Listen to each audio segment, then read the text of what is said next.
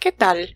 Soy la doctora Marta Kaufer-Horwitz y les voy a presentar el módulo Obesidad en su apartado Recomendaciones alimentarias en el paciente con obesidad.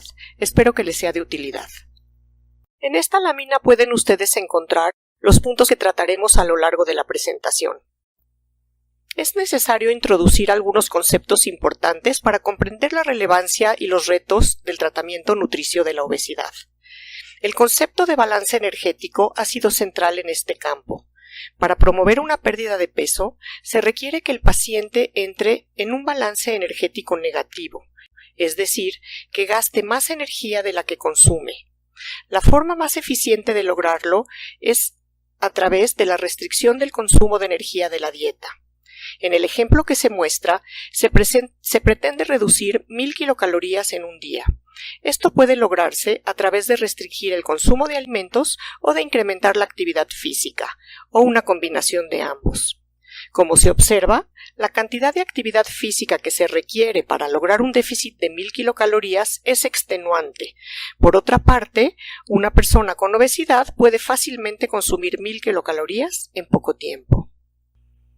En el terreno de la nutrición, se requiere seguir el proceso de cuidado nutricio, donde primeramente es necesario hacer una evaluación donde se obtienen datos antropométricos, bioquímicos, clínicos y dietéticos del paciente para con esta información poder conformar un diagnóstico que identifique el problema nutricio y determine la causa del problema.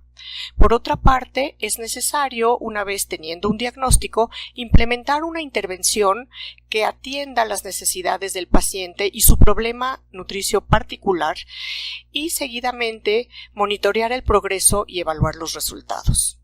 Este es un proceso continuo y el monitoreo sirve para recapitular y corregir cuando se encuentren problemas en el proceso.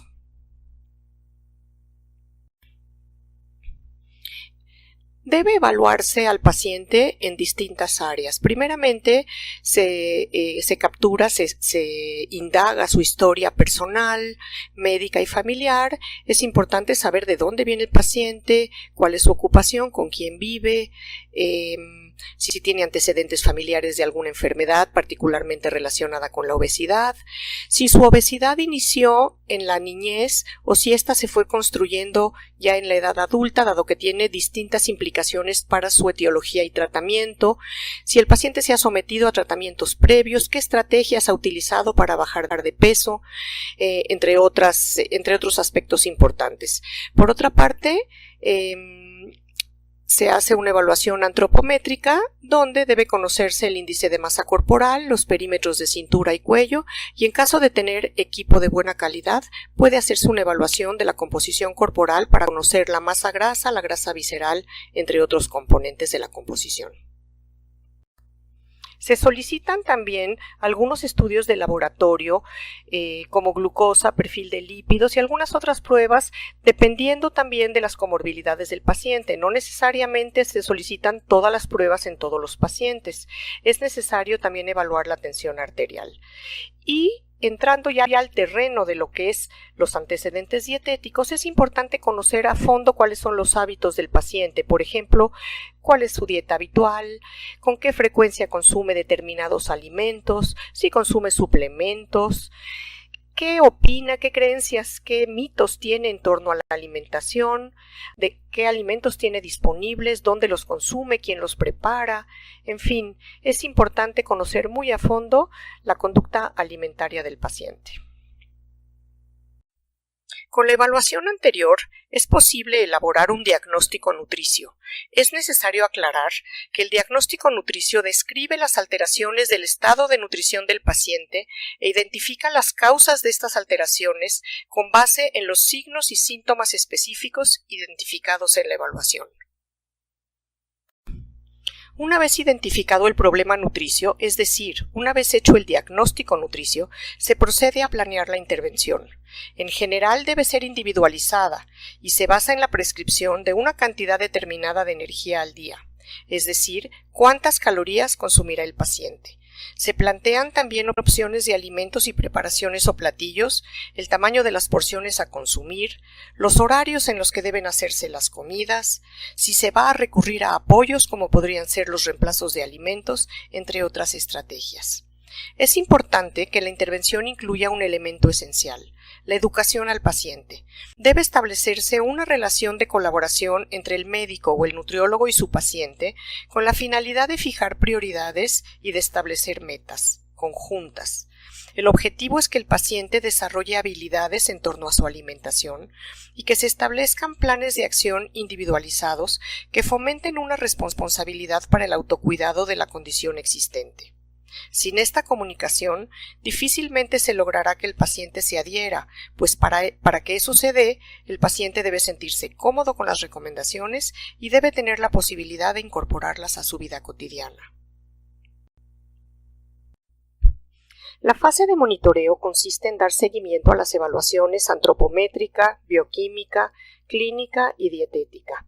En esta última se evalúan los cambios realizados, si el paciente fue capaz de seguir las recomendaciones generales en términos del tamaño de las porciones indicadas, los tipos de preparación de alimentos, la estructura en términos de horarios de comidas y en general la elección de alimentos. Se monitorean los cambios positivos que realizó el paciente y se identifican las áreas de mejora. En la parte inferior de la lámina se presentan algunas de las recomendaciones dietéticas más comunes que se dan a los pacientes que se someten a tratamiento de la obesidad para dar una idea de las áreas que se deben monitorear y retroalimentar.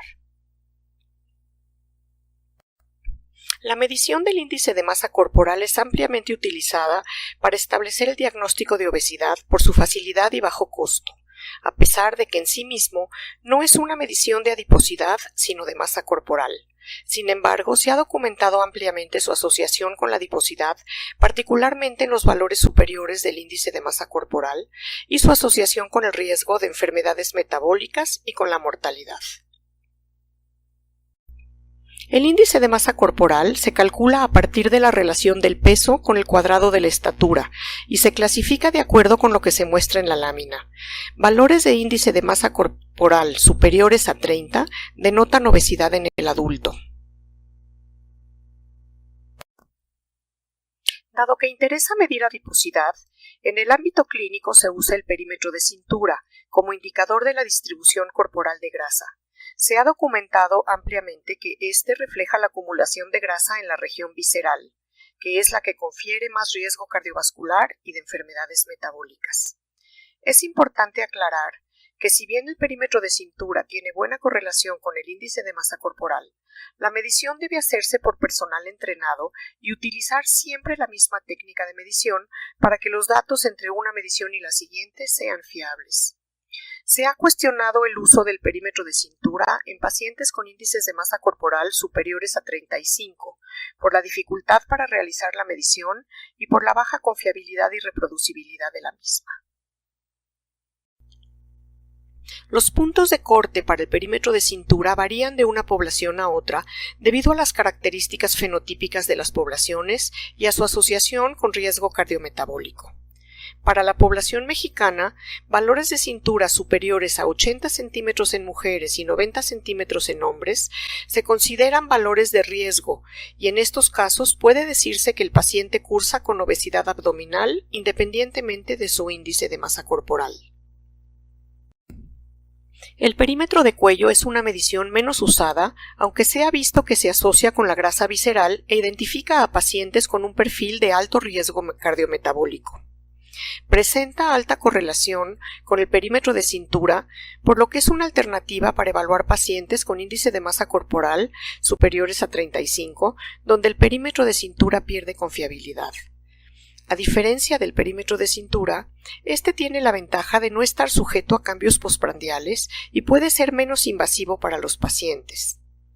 En realidad, a la fecha no hay un consenso en cuanto a los puntos de corte, aunque valores superiores a los que se indican en la lámina pueden ser foco de alerta, además de que su evaluación seriada puede ser de gran utilidad para evaluar la evolución de los pacientes en tratamiento para su obesidad.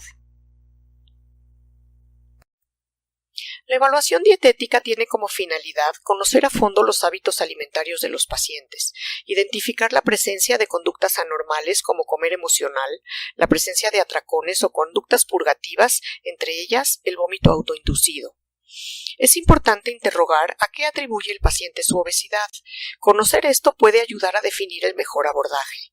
Por otra parte, deben conocerse las expectativas del paciente en cuanto a los resultados que espera del tratamiento. Estos pueden o no ser realistas, y de no manejarse adecuadamente esta información puede llevar al paciente a frustración y a abandonar el tratamiento. Hay distintas estrategias para realizar la evaluación dietética. En primer lugar, el recordatorio de 24 horas pretende conocer lo que el paciente consumió el día anterior a la consulta. Puede dar una idea general de los hábitos del paciente, aunque no necesariamente será un día típico, por lo que expresamente debe preguntarse si el consumo del día anterior refleja el consumo habitual. En segundo lugar, el recordatorio de dieta habitual evalúa de manera general lo que el paciente acostumbra a consumir, y a pesar de ser menos detallado que el de 24 horas, da un panorama más realista de los hábitos alimentarios del paciente. En tercer lugar, el registro de 3 días consiste en solicitarle al paciente que registre por escrito, para la siguiente consulta, todo lo que consumió a lo largo de 3 días, preferentemente 2 días entre semana y 1 de fin de semana. Da una idea de la dieta del paciente, aunque éste puede alterar sus consumos al saber que debe registrarlos. Por último, la frecuencia de consumo de alimentos consiste en un listado de alimentos y preparaciones, ya sea estandarizado o diseñado ad hoc, para investigar su frecuencia de consumo, por ejemplo, diario, semanal o mensual. Da una idea general, semi-cuantitativa, de la dieta del paciente. Puede elaborarse un listado de los alimentos que más contribuyen a la dieta de las personas con obesidad, como por ejemplo bebidas, alimentos con azúcares añadidos y alimentos o preparaciones con alto contenido de grasa, aunque están disponibles en la literatura cuestionarios estandarizados. Los métodos anteriores pueden usarse aislados o combinados para tener una fotografía de los hábitos alimentarios del paciente. Entre los aspectos importantes de conocer se tienen el número de comidas al día que realiza el paciente y sus horarios, si se realizan en casa o fuera de ella, si habitualmente se tienen periodos de ayuno prolongados y el hábito de comer entre comidas o picar a lo largo del día. También es importante conocer quién prepara los alimentos, es decir, si el paciente mismo o si otros lo preparan. Esto permite saber qué tanto sabe el paciente de los ingredientes y la forma de preparación de lo que consume. Dónde se consumen, es decir, sentado en una mesa, en la cocina o en el comedor, o frente a una pantalla o en el transporte público. Si tiene fuentes de distracción mientras come. Esto es importante, pues las distracciones al comer impiden que el paciente esté en contacto con su sensación de plenitud. Sus hábitos de masticación, la frecuencia con que come fuera de su casa, sus consumos en fines de semana y en ocasiones especiales, y qué tan distintos son de lo que habitualmente consume. Continuando con este tema, habrá que explorar si acostumbra a consumir bebidas azucaradas, el tipo de bebida y la frecuencia con que las consume, si le gusta y acostumbra a beber agua sola, el consumo de verduras y frutas, si usa suplementos alimenticios, su tipo y su frecuencia, si cursa con síntomas o problemas gastrointestinales y bucales que pudieran afectar el consumo de alimentos, si cuenta con redes de apoyo y si éstas son positivas o si al contrario pueden sabotear el tratamiento independientemente de que haya buenas intenciones. Debe introducirse el automonitoreo como herramienta para diagnóstico y tratamiento. Es un arma poderosa que, bien utilizada, permite al profesional de la salud y al paciente identificar el punto de partida para el tratamiento.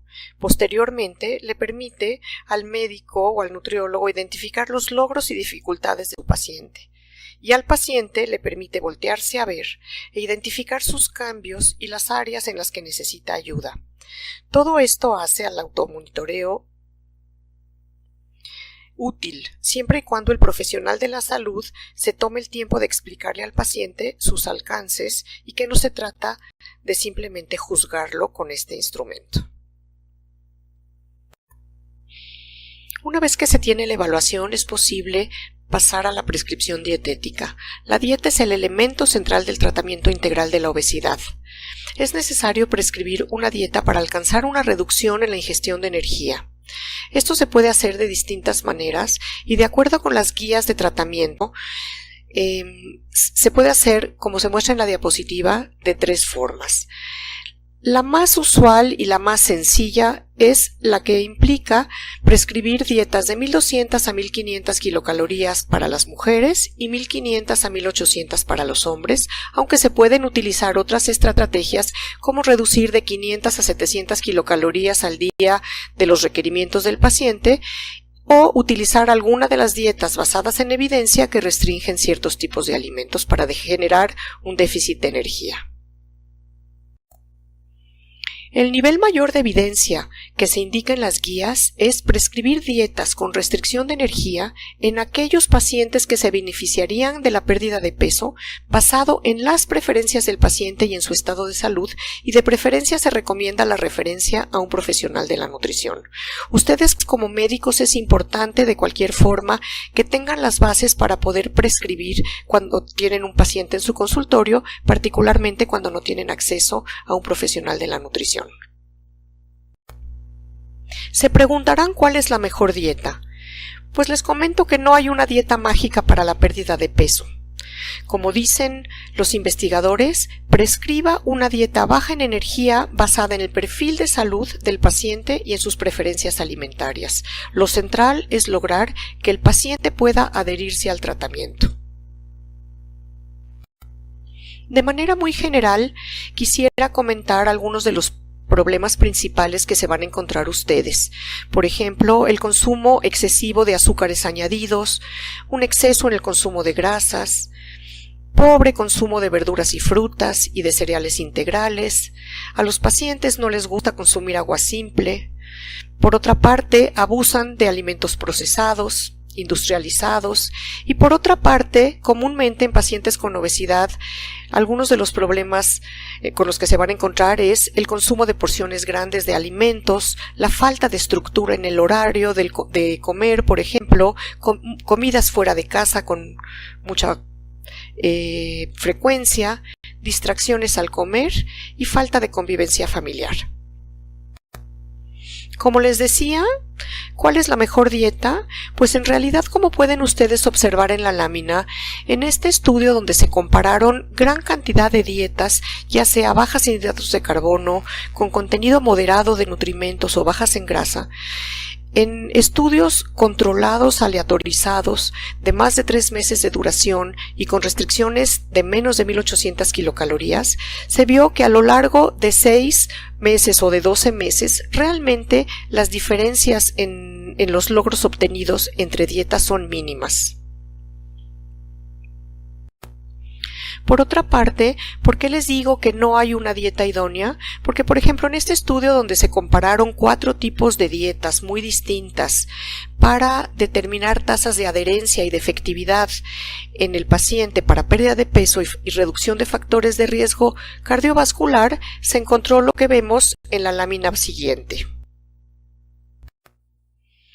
En este estudio se siguió a los pacientes por 12 meses y en la diapositiva observamos que a lo largo del seguimiento y cuando llegamos a los 12 meses no se encontraron diferencias estadísticamente significativas entre las 4 dietas en términos de peso, índice de masa corporal, cintura, colesterol, LDL y HDL. Es decir, los pacientes lograron disminuciones similares independientemente del tipo y composición de la dieta. Sin embargo, cuando se evaluaron las dietas mezcladas unas con otro y lo que se evaluó fue la mejoría de los indicadores metabólicos con relación a la pérdida absoluta de peso a los 12 meses, lo que se observó es que esta mejoría metabólica no se relacionaba con el tipo de dieta, sino más bien con la pérdida de peso.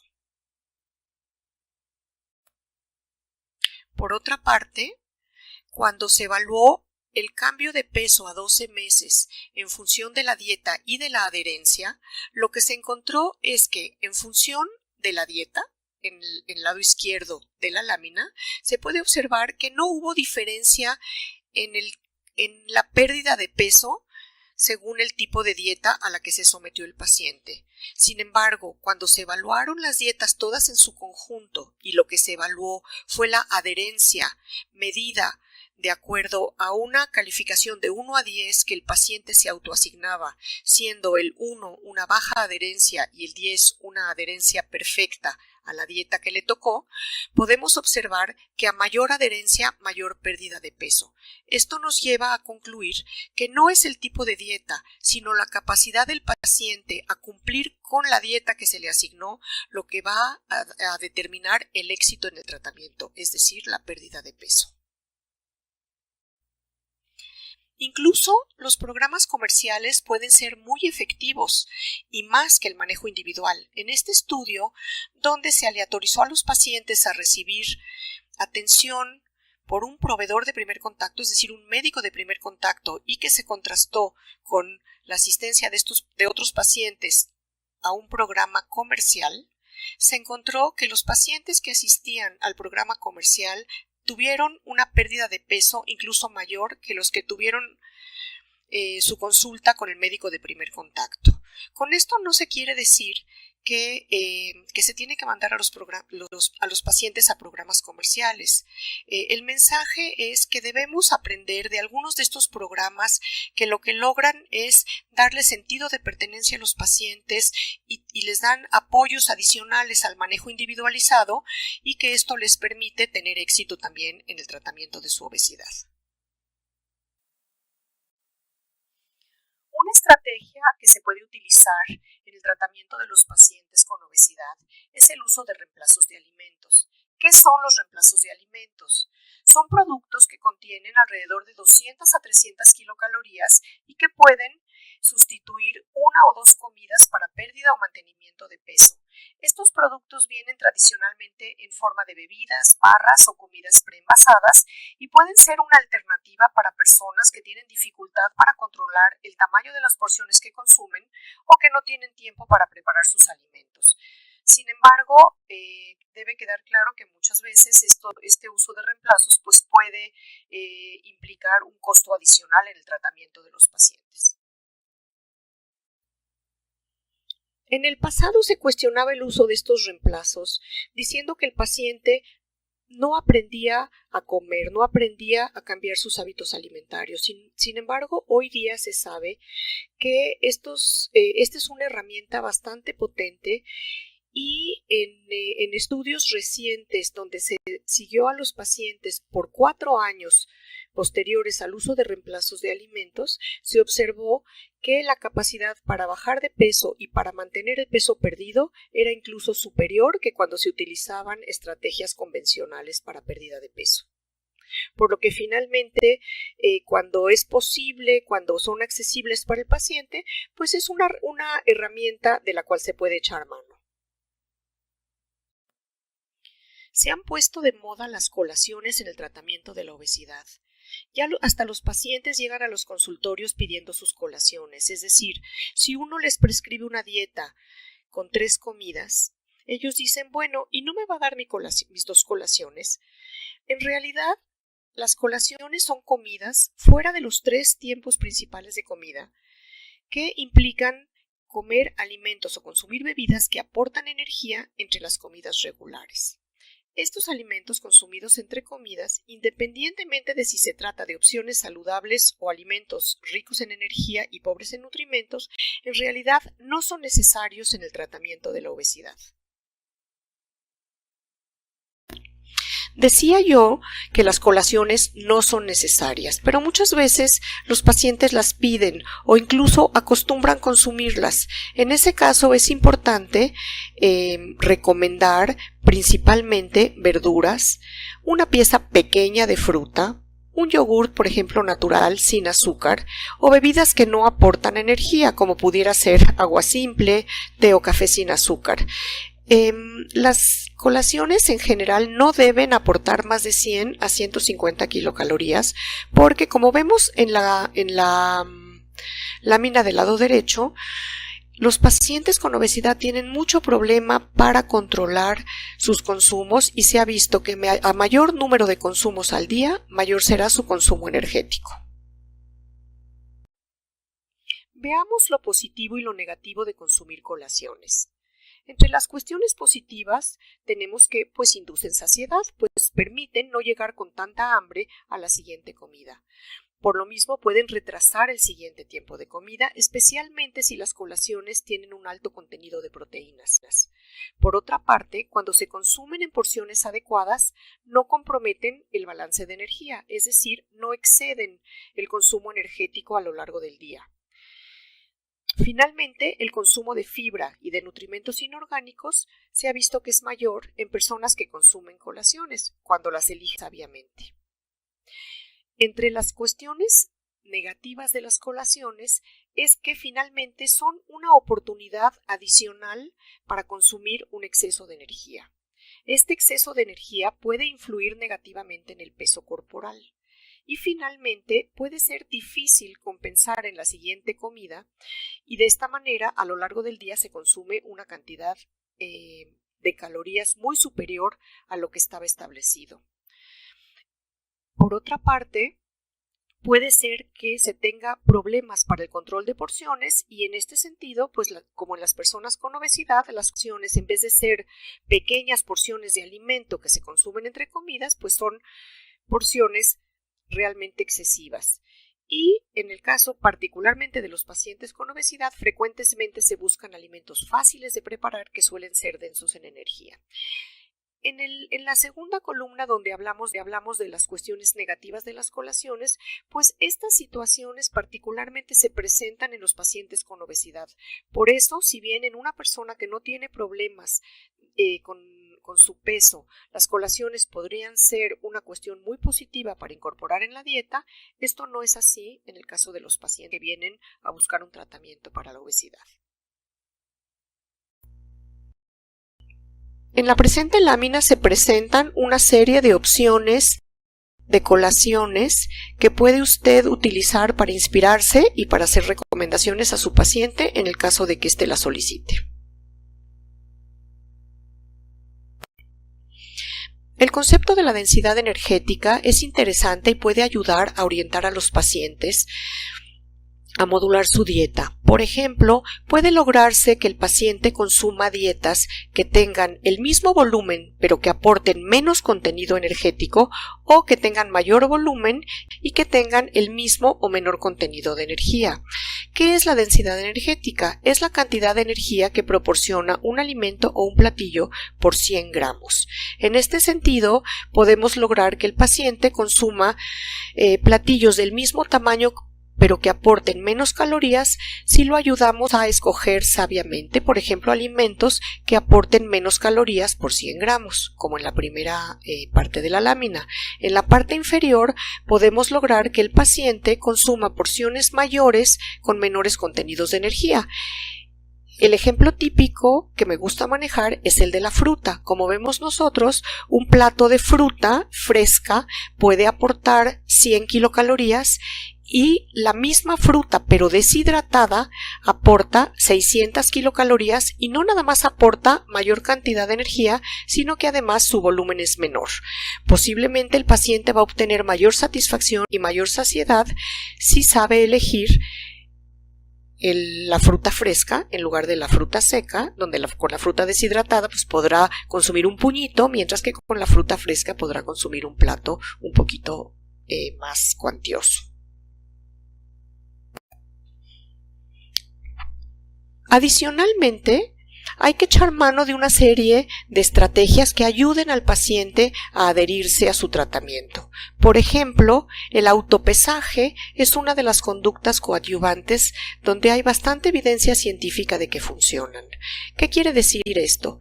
Que cuando nosotros orientamos y capacitamos al paciente para que se pese con frecuencia, éste podrá tener un mejor control del avance de su tratamiento. Como vemos en la diapositiva, en este estudio donde se evaluó a un grupo de pacientes que se aleatorizaron en 3 grupos donde a unos se les dijo que no se pesaran o se pesaran menos de una vez al mes, a otros se les indicó que se pesaran menos de una vez al mes o una vez a la semana y al tercer grupo se les indicó que se pesaran varias veces a la semana o incluso diario, se vio que al cabo de 20 semanas los que se habían pesado con mayor frecuencia habían logrado una pérdida de peso mayor que los que no se habían pesado o se habían pesado con poca frecuencia. Es importante destacar que al paciente se le tiene que capacitar para que tenga claro que puede haber fluctuaciones diarias en el peso. Sin embargo, es una manera muy eficaz de que el paciente autoevalúe si está siguiendo o no con su tratamiento. Como se pudo ver a lo largo de este módulo, existen distintas estrategias para lograr el éxito en el tratamiento. Lo importante es promover dietas bajas en energía para lograr pérdidas rápidas de peso y continuar con la fase de mantenimiento. Hay distintas estrategias y es importante conocer al paciente, de ahí lo importante de la evaluación, para poder identificar cuál de todas las estrategias o qué combinación de estas son las más efectivas para este paciente en particular. Lo que es fundamental es que las estrategias que se seleccionen, sean una o una combinación de estas, sean compatibles con el perfil del paciente para que éste las pueda llevar a cabo y no se sienta ahorcado, sienta que las puede incorporar de una manera natural a su vida cotidiana. Podemos concluir que con la finalidad de fomentar la adherencia al tratamiento, la intervención nutricia debe ser individualizada. Debe estar acorde a los gustos, accesibilidad a los alimentos, estructura de vida y comorbilidades del paciente. Como vimos, no existe la dieta ideal. Hay varias formas de lograr lo mismo. Lo importante es que el paciente tenga la posibilidad de cumplir con el tratamiento. Si uno no funciona, debe ser, como médico, debe ser flexible y encontrar otra estrategia que pudiera ser más adecuada para las particularidades o el momento que está viviendo el paciente. Es necesario ser flexible. El automonitoreo de alimentos y de actividad física es una herramienta fundamental para que el paciente identifique y evalúe los cambios que ha realizado y para que usted, como médico, lo pueda acompañar en este proceso. Por otra parte, el uso de reemplazos de alimentos debe considerarse en el tratamiento de la obesidad cuando estos se requieran, porque muchas veces pueden ser más efectivos que un plan de alimentación convencional. En conclusión, debemos recordar que la obesidad es una enfermedad crónica en la que intervienen diversos factores que favorecen un balance positivo de energía que da lugar al aumento de peso, que para perderlo se requiere de un déficit de energía y la forma de lograrlo es a partir de una dieta hipoenergética que se adecúe a las necesidades del paciente. Debido a la naturaleza crónica de la obesidad, la adherencia al tratamiento a largo plazo es fundamental para mantener el peso perdido, y se ha demostrado que el tratamiento multidisciplinario es la forma más eficaz de lograrlo.